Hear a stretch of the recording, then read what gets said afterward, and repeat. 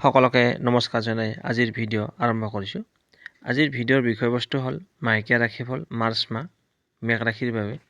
মেঘ ৰাশিৰনো এই মাৰ্চ মাহটো কেনেকুৱা যাব সেই বিষয়ে আলোচনা কৰিম আৰু মাৰ্চ মাহত তেওঁলোকৰ স্বাস্থ্য, প্ৰেম, শিক্ষা আৰু অন্যান্য বিষয়ত আলোচনা কৰিম।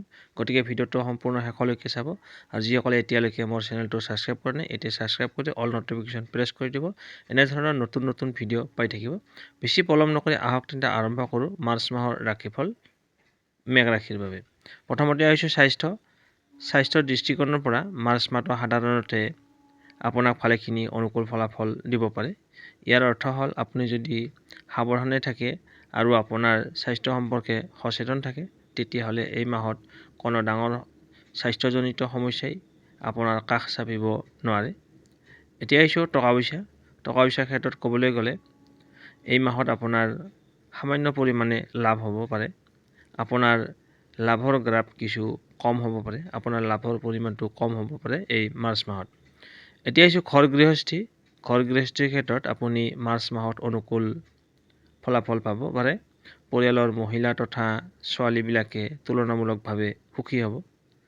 মেঘ ৰাশিৰ জাতক জাতিকাসকলৰ মহিলাবিলাকে পৰিয়ালৰ ক্ষেত্ৰত সুখী অনুভৱ কৰিব।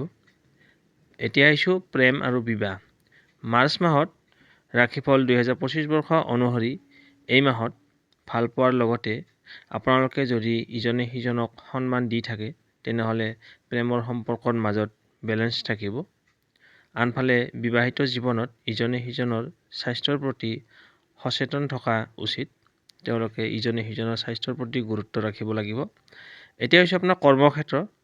কেৰিয়াৰত সাধাৰণতে ভাল বুলি বিবেচিত হ'ব এই মাৰ্চ মাহটো, কিন্তু মাহৰ প্ৰথম দিনবিলাক অকণমান কিছু শনিৰ দুৰ্বলতা থাকিব।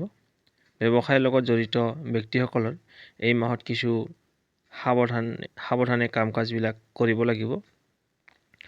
শিক্ষাৰ ক্ষেত্ৰত ক'বলৈ গ'লে মাৰ্চ মাহত আপুনি মধ্যমীয়া ফল লাভ কৰিব। পঢ়া শুনাত মনোযোগ কম হ'ব পাৰে।